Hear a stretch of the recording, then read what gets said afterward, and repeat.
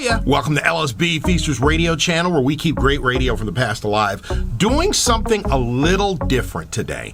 Today we are going back to August 29th, 2005. That is when Hurricane Katrina struck Louisiana. It was one of the most devastating natural disasters in U.S. history. And when it hit New Orleans, the storm itself was powerful, but the real catastrophe came after the city's levees broke. And those levees were supposed to protect neighborhoods from flooding. But many broke under the pressure of the storm surge, and as a result, 80% of the city of New Orleans ended up underwater, leaving thousands of people stranded on rooftops, in the Superdome, or in makeshift shelters waiting for rescue. The impact on the city was enormous. Entire communities were destroyed, and tens of thousands of families were displaced, some never to return home. The disaster exposed some deep issues of poverty and government response, and most of the hardest hit areas were low-income residents who did not have the means to evacuate. Even today, New Orleans still bears the scars from Katrina. Now, what we have here is actually video of the TV coverage of Katrina and its aftermath. And if you think about it, it was not easy to cover this storm. Think about it. You've got no power, streets are flooded, communication is sketchy, and it was even hard to get in and out of the city. Let's check it out. It's coverage of Hurricane Katrina with Shepard Smith on Fox News. Find my daughter. Jodie Foster. Where's Julia? Flight plan. Rated PG-13. The president says Katrina's destruction is the top priority. Hello, everybody. I'm Jane Skinner. President Bush is cutting his vacation 2 days short to monitor Hurricane Katrina recovery efforts. He referred to the devastating storm during his speech today. It was marking the 60th anniversary of the end of World War II. He was at a naval air station in California. Mr. Bush drew parallels between the U.S. victory over Japan and the war in Iraq. He expressed appreciation for the sacrifices of American troops in both wars. Well, some pretty good news on the economic front. Consumer confidence numbers have been coming in stronger than expected, jumping 2 points from July to August. Those numbers are closely watched because consumer spending accounts for 2/3 of the activity. There have been concerns that rising energy prices might put a damper on consumer optimism. Analysts point to an improving job market for the latest boost. General Motors is recalling more than 800,000 SUVs and trucks in 14 northern states. That recall involves the 1999 through 2002 Chevy Avalanche, Silverado, Tahoe, and GMC Sierra, Yukon, and Yukon XL. Salt and corrosion and road grime, they're all affecting the anti-lock brake system, and that led to more than 200 low-speed crashes. And those are some of your headlines at the bottom of the hour. Time now to send you back to Shepard, who is in New Orleans. Shepard, a couple of quick questions for you. One of them, there's a lot of talk about these worsening conditions inside the Superdome there. You've got several thousand people. Is there a plan at this point to get them into temporary housing, and what would be a timeline for something like that? Well, they don't know a timeline yet, Jane.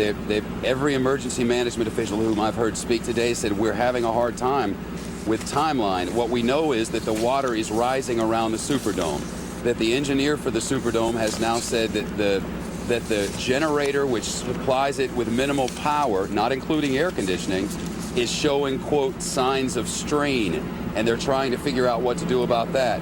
They've set up a refugee camp in the city of Gonzales, which is about a 45-minute drive under normal conditions from here. Of course, that requires that you have a car to be able to get there. So they're trying to figure out ways to get people out of here, and they want to do it before sundown tonight because it is a long and hot and almost indescribable night in the city. Jane, I covered Andrew and I covered Hugo. Jane, this is different. It's different in ways that are impossible to quantify. Sitting in the center of the city of New Orleans with no lights anywhere, no water if you need it, no police if you need them, no nothing. It's so lonely. And I want to quote someone on the radio today. This is WWL Radio, the emergency management station here in New Orleans, and I want to find it because it really struck me. The man who's been on this radio station for many years and has seen many disasters here said it's, quote, dark, eerie, lonely, scary, depressing, and dangerous place. And it promises to get more so as the days go by. Local authorities are already talking about There are attempts now to get the federal government in, and I'm confident from everything I've heard that the federal government will comply in every way to get the federal government in here to make sure that they can continue to establish order. It's an enormous task, Jane. Yeah, enormous is the understatement. It certainly looks very different than anything else, Shepard. I do have to ask you, and I know you're going to tell me not to ask about you guys and the crew, that the people there are more important, but when you were talking about the drive-in and not being able to find gasoline, water, etc., what do crews do who are trying to cover this? Where do you guys stay? How do you get food and water? We're not sure yet, Jane. We really don't know. And I think I don't normally like to talk about what we do because this is the story back behind us, but it's sort of all we can report right now. And here's the situation today. This morning, everybody thought that the bigger story, not that it's not an enormous disaster in southern Mississippi. My God, I mean, that's my home. And it's gone in large parts for many miles. But we finally realized how much bigger this is. This is an enormous functioning city, which no longer functions and won't function, according to local authorities, for months. So what we did was, the thinking was that we should go to Mississippi. Mississippi is that way. You can't go that way. The bridge is out, it's flooded, the causeway has shifted, it's not safe. So you have to go that way and come around and go to Baton Rouge, which is 90 miles. And then you have to go up Interstate 55 and come back around. So what should be a 60-mile drive is instead about a 300-mile drive. And that's with bad traffic. So we figured we'll try. We went an hour and a half. We listened to the radio. Finally, emergency management officials were coming on. The same emergency management officials who yesterday were talking about a few weeks, are now talking about a few months for schools and power. And they're not sure they can keep those deadlines. So we turned around. We remembered one gas station over a 70-mile stretch that was open. Only one. And not a single business for 70 miles to get water or Starburst or milk or baby formula or wet naps or anything. So we turned around and we need gas. So we went to try to get gas. That gas station, the only one for 70 miles, was now out of gas. And it's that way as far as you can go in that direction. It's impossible to wrap your arms around how big this is because normally the news can cover the story. But this story stretches for hundreds of miles, and it stretches to a place in the south and east from here, and in Plaquemines Parish and St. Bernard Parish, where even all of the emergency rescue personnel haven't gone. The local emergency management station is WWL 870.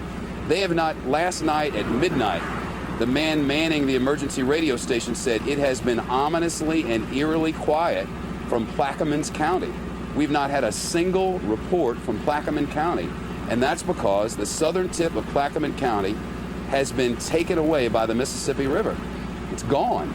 The levees are gone. It's all underwater, and they haven't heard from anyone there. They will hear from them. They will recover. The mayor has been insistent today. I can see a light at the end of the tunnel, said the mayor of New Orleans. I'm not sure where it is or how long it'll take to get there, but we'll rebuild and we'll be better than we are now. I believe him. The question is, how long is it going to take, Jen? And I don't think anybody knows yet. I want to go now to Steve Harrigan, who's in Gulfport, Mississippi. I mean, this is awful, and yet Gulfport, Mississippi, just as it did along with Waveland, Mississippi, and Pass Christian in 1969 when Hurricane Camille came in and destroyed the economy of southern Mississippi and wiped out lives and livelihoods for decades. They've been hit again in much the same way, and now the recovery process is beginning. Steve Harrigan, update us, if you will. Shepard, this is a typical house right now near the coast in Gulfport, Mississippi. As you can see, it's a wooden frame house and not much is left. It's the same as just about every other house on this street. Now, with me now is probably one of the luckiest men in Mississippi, Richard Harston. Now, Richard, you decided to ride out the hurricane in this house where there's no more roof, no more walls. Tell me, why did you do that? Well, I had made arrangements to go with some friends to the other side of Orange Grove and back away from the beach, and tried to call them, and I couldn't get a line out. So many times the title surge they say is coming hasn't come in the past, so I just decided that I'd probably be all right here. So you heard there were bad hurricanes before. It didn't pan out. This time you decided to ride it out here. Now, 4 tornadoes passed by this house, After you lost your roof, you decided to try and make a run for that post office, that stone building down there. Tell us what happened when you got out onto the street. When I got out into the street, I hit the ground about 150 yards up, and then I hit it again about 1,000 yards on the backside of the Oasis Hotel. So you remember running out here, hitting the ground, suddenly you were 150 yards down the road, suddenly another 1,000 yards down the road. You literally flew down your own front street. Yeah, pretty much. And are you injured at all? No, I was fine. As soon as I got around the hotel, I ducked in behind the hotel, and I was... Not a scratch on him after flying 1,000 yards, a man who tried to ride out the hurricane in this house. Shepard, some more video we'd like to show you. We can't get to it ourselves with our truck because it's just about 1,000 yards down the street, but there are so many big containers blocking the road, no one can get there. It's one of those sea lions. There are some tourist attractions around here. One of them had 4 sea lions in it. Those sea lions now are scattered all over southern Mississippi. This one in a puddle down the street, slowly burning to death here in the mid-afternoon Mississippi sun. Shepard, back to you. Steve Harrigan live for us on the southern coast of Mississippi. Steve, thank you. Our best to all of those there in their efforts to rebuild and recover and bury their dead in the days and weeks ahead. An enormous crisis, an enormous national disaster is upon us. President Bush, of course, is cutting his vacation in Crawford short and returning to the White House. We'll get the latest on that in just a moment. The latest quote from the president of Jefferson Parish here in New Orleans: "We'll no longer be the Jetsons here. We are now the Flintstones, operating on the most minimal circumstances known to man, with the possibility of disease ahead. So much work in the city of New Orleans and down the coast now necessary, and so many prayers are now asked for by the tens of thousands of people left behind." Coverage continues in a moment.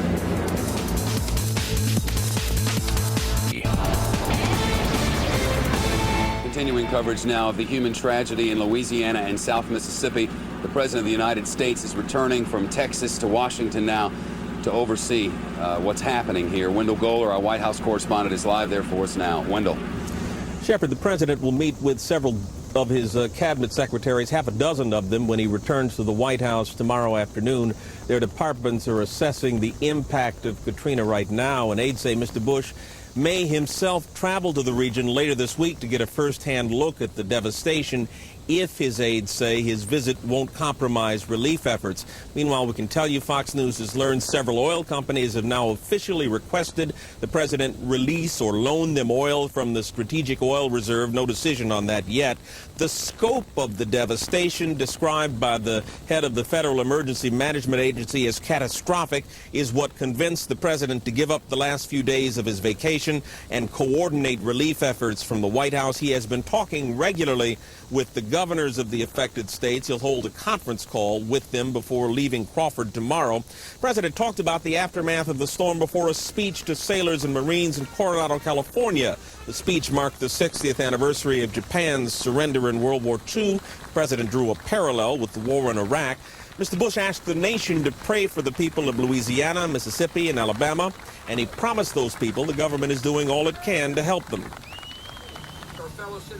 The federal, state, and local governments are working side by side to do all we can to help people get back on their feet. And we have got a lot of work to do.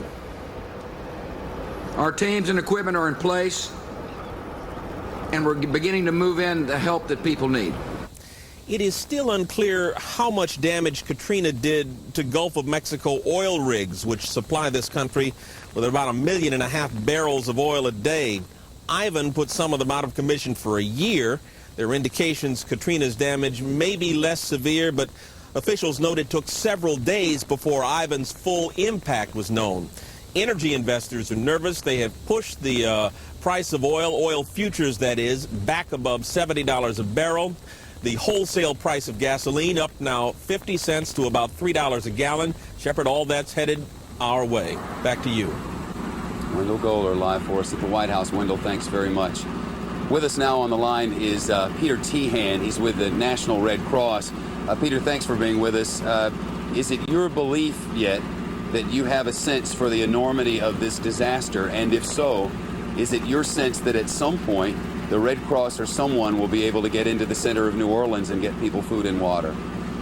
Well, the American Red Cross's mission is mass care, which includes shelter, feeding, and meeting the emergency needs of clients. And we do that with a lot of different partnerships. And one of those partnerships is working closely with the federal agencies and voluntary organizations to make sure that the number one thing that's important in a disaster, and that's the victims and their families, are taken care of in disasters. So, we'll work with other agencies, get the job done to make sure that we get the food and get shelter to these people as needed.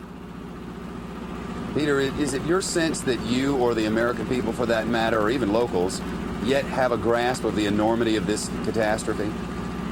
I believe that the dynamics of this disaster will be understood in the weeks to come. I think that right now in a response mode that I'm in, for instance, so focused on getting help to the families who need the help. It's what happens down the road will be addressed as we get to it.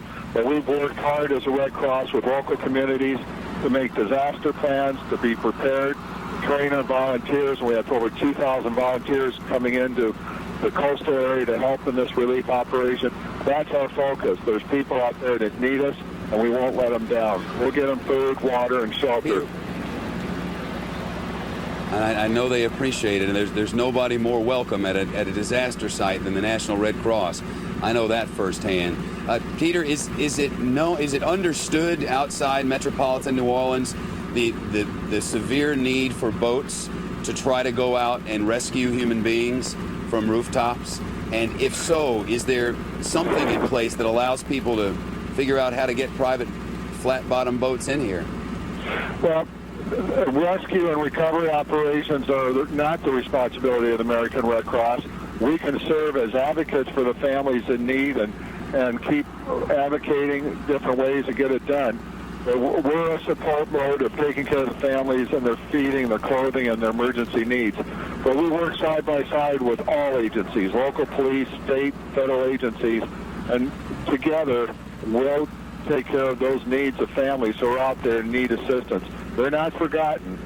We're just trying to figure out how best to get them and how best to get help to them. That is the first thing that has to be done, and it is proving very difficult to do.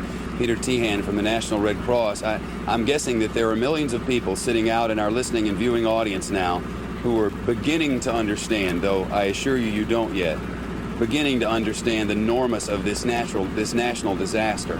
And I'm guessing that you're sitting there going, wow, what can I do? And I know one of the first things you can do if you have the inclination is write a check to the National Red Cross. They're going to need it. They're going to need it desperately within the weeks and months ahead. We'll have continuing coverage of the rescue and recovery effort here in New Orleans and in southeastern Louisiana, across southern Mississippi. Hundreds of people, according to the mayor of New Orleans and the president of Jefferson Parish, still on rooftops more than 30 hours after the storm came through, hoping that at some point someone will come in and rescue them and their families. The disaster of New Orleans and South Mississippi. Continuing coverage on Fox News Channel in a moment.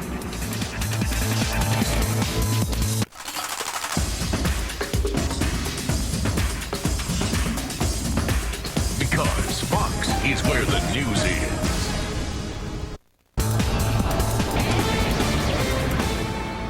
For the world beyond the disaster area here in Louisiana and South Mississippi, important to consider the economic impact of all of this, which it now appears is going to be enormous. Joining us now is Tobin Smith, a Fox News contributor. He's the founder and chief investment strategist for Change Wave Research and is live with us in our Washington bureau. Hey, Tobin, what does this do to gas prices? How high and for how long? Well, Shep, obviously gas prices are going to be over $3 on a national average. I mean, you have to look at two things. First off, oil is one of the issues we have. Natural gas, which we'll get to in a second, is even a bigger issue, I think, if you look at the bigger picture.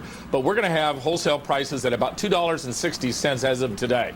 Usually add another 60 cents to that to get to the retail price. Wholesale prices. Yes, correct. Wholesale prices closed today above $2.50. So we're going to be at $3.20 in most parts of the United States over the next 7 to 8 days, simply because we have, pipelines down there, Shep, as you know.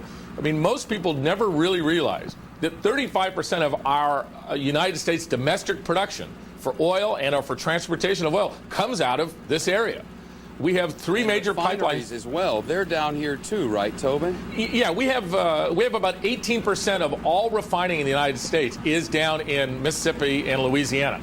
Of that, we have at least 6 of those plants out. Thankfully, the Baton Rouge plant, which happens to be the largest one in the United States, is still going, albeit at a diminished supply. But with 6 to 8 plants out, the problem is this, Shep.